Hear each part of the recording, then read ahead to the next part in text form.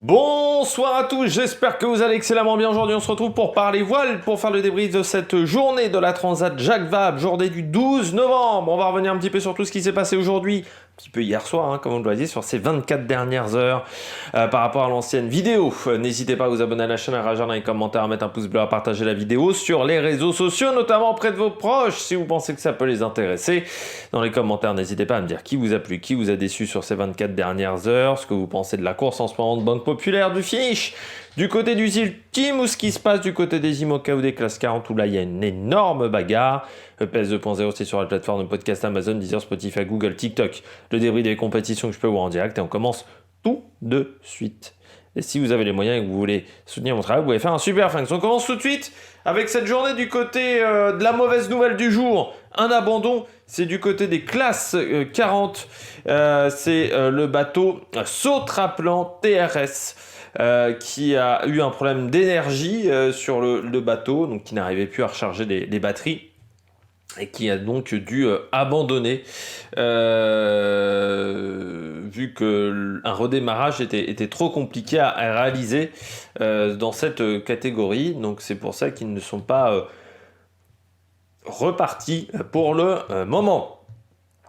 On a également une mauvaise nouvelle avec la grand voile déchirée pour Sébastien Simon et Iker Martinez qui doivent réparer du côté de Santa Maria pour monter dans le mât, et pour ça il faut une zone avec un peu moins de vent. Donc je ne sais pas s'ils l'ont fait cette réparation. On n'avait pas plus de nouvelles, en sachant que le village du côté de la Martinique a été ouvert hier soir.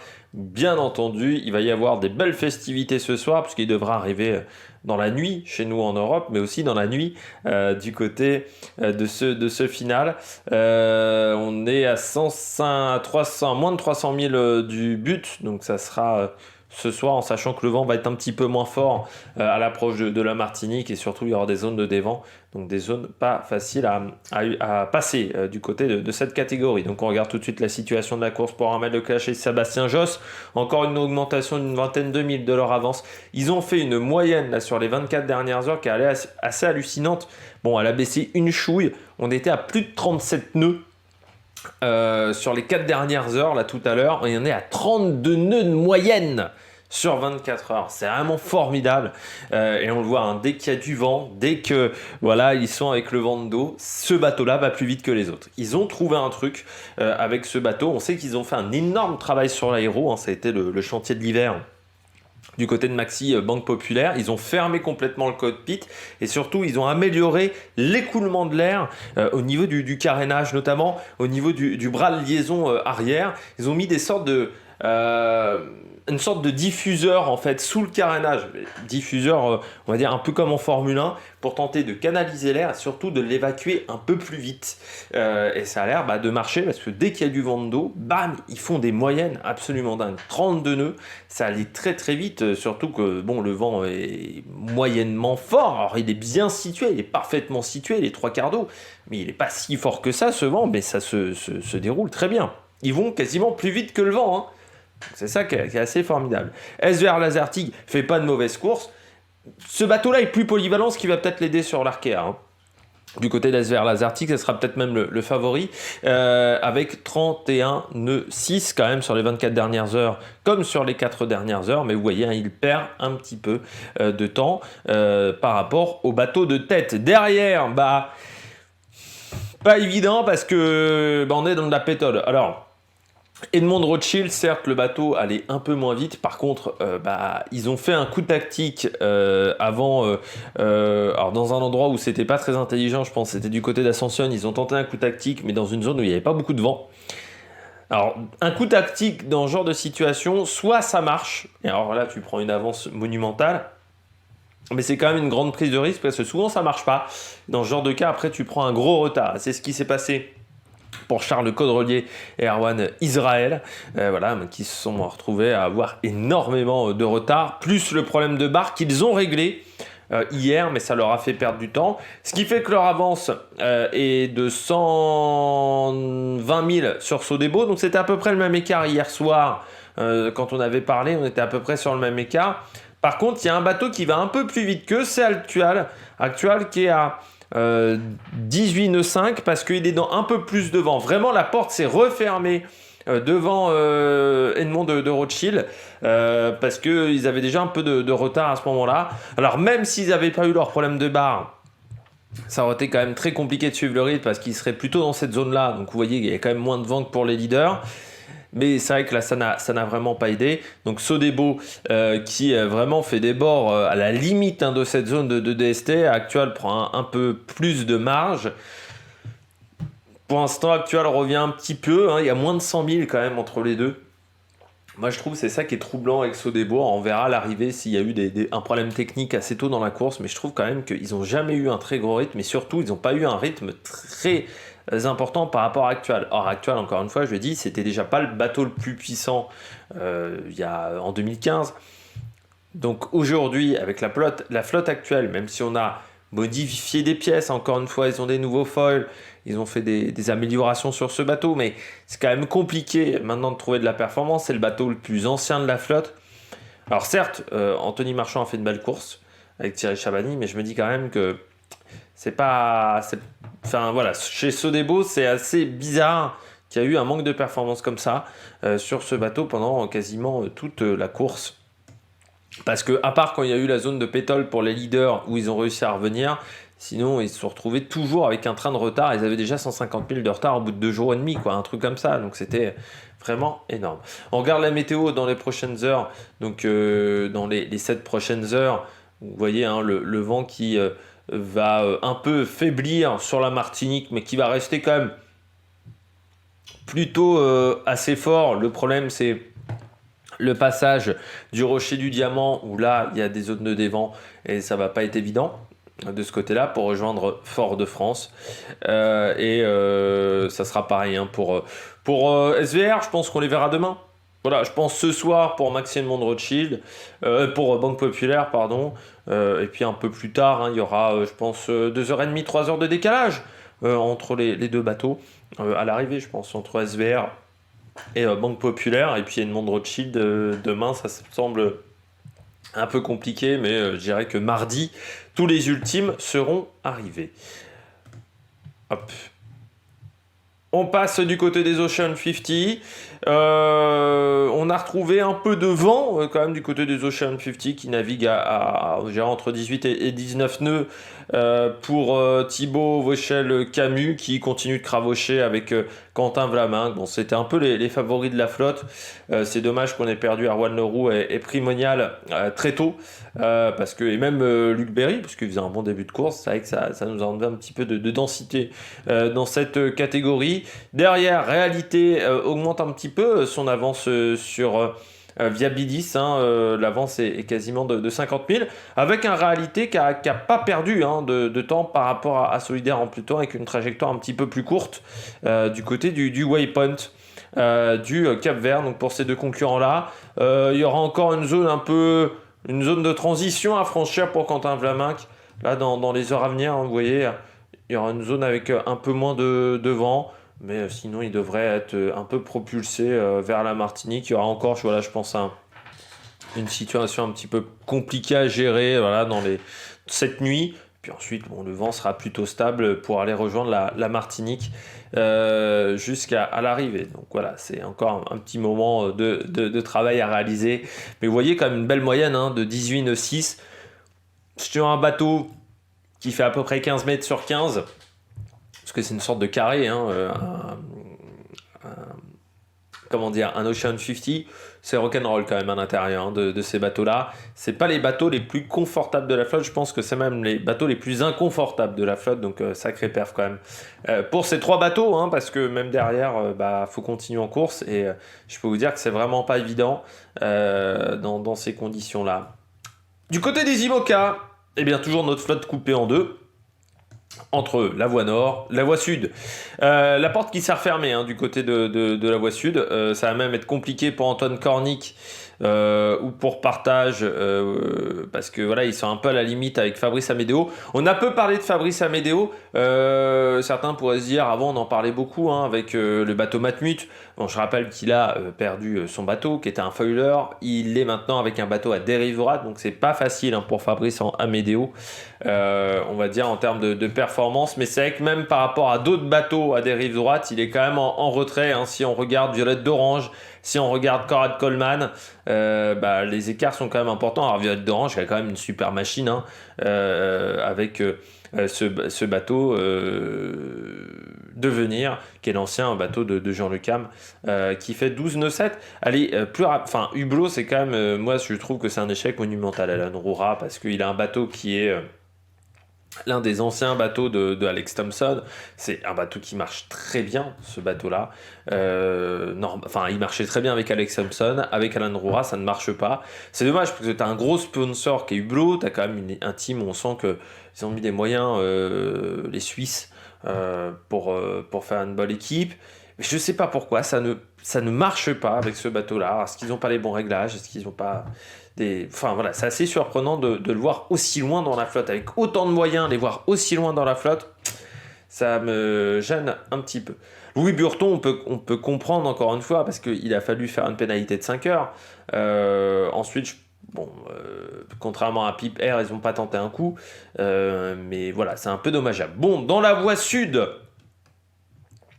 c'est maintenant Paprec Arkea qui emmène, qui a augmenté son avance hein, par rapport à Charal.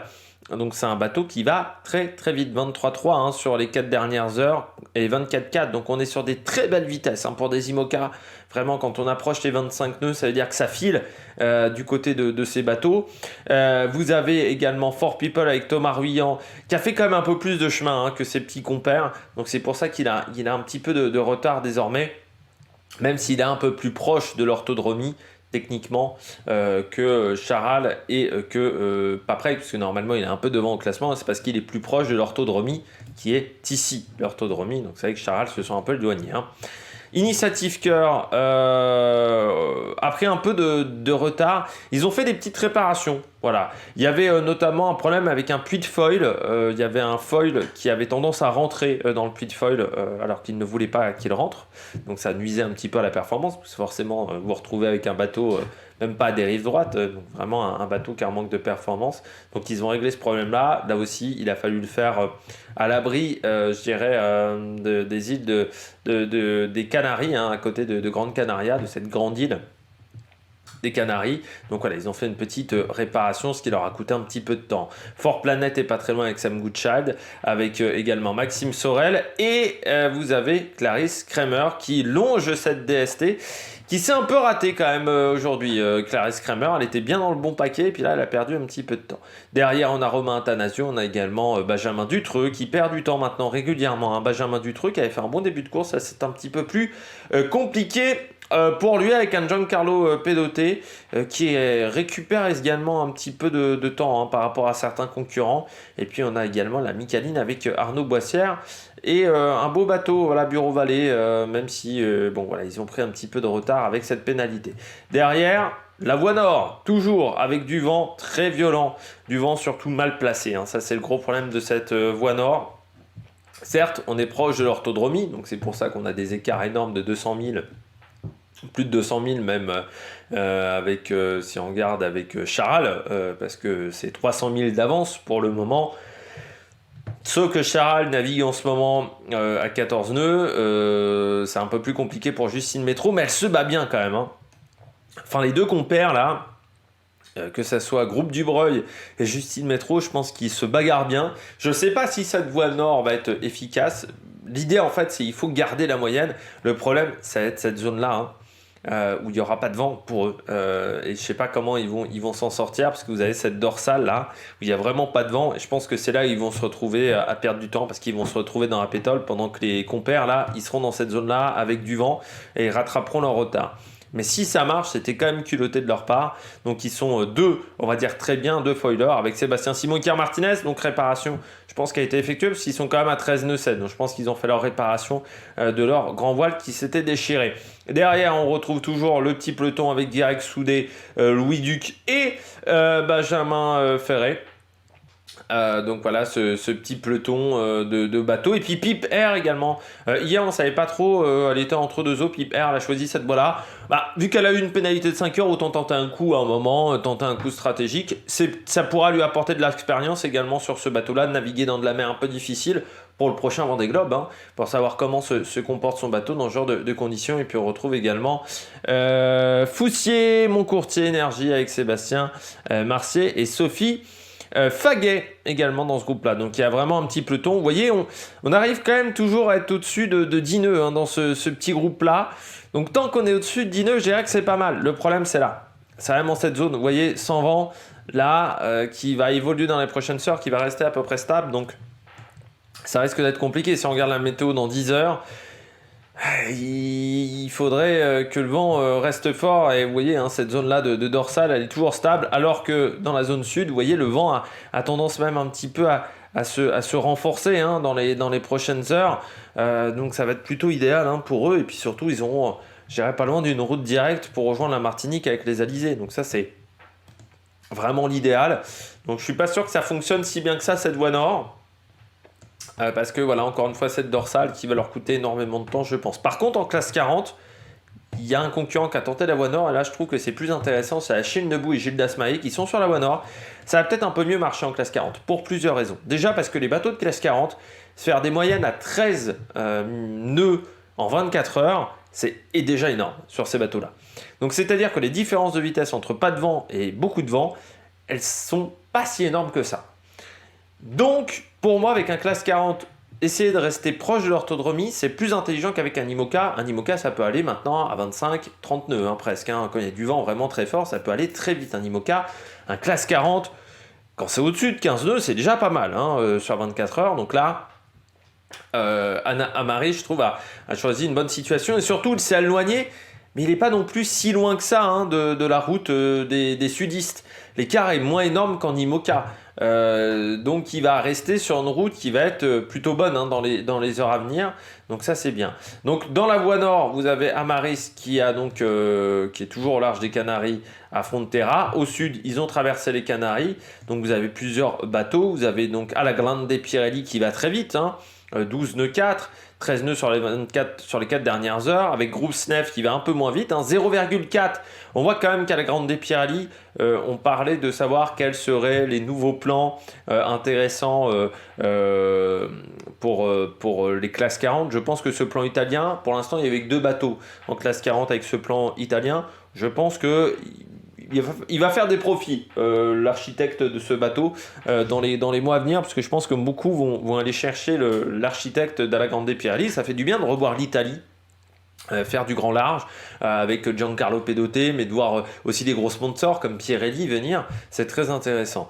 On voit également Ipsa qui avait suivi cette voie-là. Toujours Café Joyeux qui est toujours entre les deux eaux, il est jamais sur la même trajectoire que ses petits copains. Il y a également eu un virement pour Crédit Mutuel avec Jan Lipinski qui est 10e pour le moment, et puis Projet Cresciu Océan qui je pense va avoir un petit peu la même stratégie que le bateau du Crédit Mutuel. D'autres bateaux Intervest, vous voyez, sont sur des trajectoires un peu plus centre, comme la Boulangère Bio, par exemple. Vous avez également Ampi, vous avez aussi Tequila, vous avez Vogue avec un Krone, Everial. Et puis, vous avez d'autres bateaux qui sont un peu plus loin, comme Influence, comme Edenred et comme Alternative Sailing. Et puis, Centracor aussi, qui commence à se retrouver dans un deuxième peloton. Vous voyez, la flotte est encore très serrée. Alors certes, vous avez le concurrent de tête, Amaris, qui est à 73 000 nautiques d'avance, mais quand vous regardez donc Interinvest avec Centracor, qui est 15e, on a 70 000. entre les deux. Donc 70 000, ça veut dire 2 heures, oui, un peu plus de 2 heures, 3 heures dans cette catégorie-là, plutôt 3 heures. Donc c'est plutôt pas mal hein, quand même. Hein, la densité qu'on a en classe 40. Depuis des années, on a une densité qui est énorme, mais voilà, il faudrait un peu plus de visibilité pour cette classe. Parce que c'est vrai que c'est des bateaux qui coûtent moins cher et c'est des bateaux qui sont efficaces et il faudrait peut-être un peu plus de courses diffusées en classe 40 parce que c'est toujours un beau spectacle. On regarde un petit peu plus loin le classement. Donc on a Sifrigo qui est 14e, par exemple Edenred, voilà, qui a eu un petit temps de retard à chaque fois Edenred, hein, c'est un peu dommageable. Nestern avec Jules Bonnier et Robin Follin qui est 22e, Crosscall donc avec Aurélien Ducrot et Vincent Rioux qui avaient eu un problème technique, ça leur a fait perdre du temps, hein, qui se retrouve 23e. On a NJ Brittany Ferries avec Pamela Lee, Tiffen Raguno qui elle aussi avait eu un problème technique et 28e. Karianne Leborn et Basile Buisson sur ce bateau Google Chrome avec un concurrent, Basile Buisson, qui a fait Virtual Regatta et se retrouve 29e, juste devant Captain Alternance avec Kenny Piperol et Thomas Jourdain. Donc ça c'est bien, hein, cette performance-là de Google Chrome, être dans le top 30, c'est pas mal, dans une catégorie où ils sont encore 37 en course pour le moment. On regarde aussi les IMOCA parce que j'ai pas fait le plus loin dans le classement du côté des IMOCA. Donc on voit un Clarence Kramer qui a un peu baissé de rythme pour le moment, qui est un petit peu en difficulté, qui se retrouve 16e, donc Louis Burton 24. Coup de pouce avec Manuel Cousin, Clément Géraud qui est 25e. Coup de pouce J-Farm, Manutention, on dit bien les noms des sponsors au complet. Et puis notre ami chinois Jing Jung-Chu et Mac Goldwyn qui se retrouvent 28e. Avec donc Damien Seguin aussi, on n'a pas parlé de ceux qui étaient repartis. Damien Seguin donc qui tente la voie nord, hein, qui est sur groupe imbécile derrière le concurrent chinois. Et puis vous avez MACSF qui au niveau du Cap Finistère c'est très compliqué pour MACSF avec du vent qui n'est vraiment pas bon. Seulement 6,9 nœuds hein, sur les 4 dernières heures. Je peux vous dire que le vent est vraiment face avec une mer qui est difficile. C'est courageux d'être reparti parce que beaucoup ne sont pas repartis à cause de ces conditions de mer là. Donc il faut saluer quand même le courage des MACSF et je pense que c'est pour ça que Tanguy le Turquet ne repart pas pour le moment, hein. Il est bloqué à Lorient, mais là l'écart commence à être important et je ne sais pas s'il va arriver dans les temps sur la ligne d'arrivée. Bon, nous on se retrouve demain pour parler de l'arrivée des ultimes, du classement du côté des ultimes, des premières interviews, enfin on fera un débrief de tout ça. D'ici là, n'hésitez pas à vous abonner à la chaîne, à réagir dans les commentaires. Allez, ciao ciao.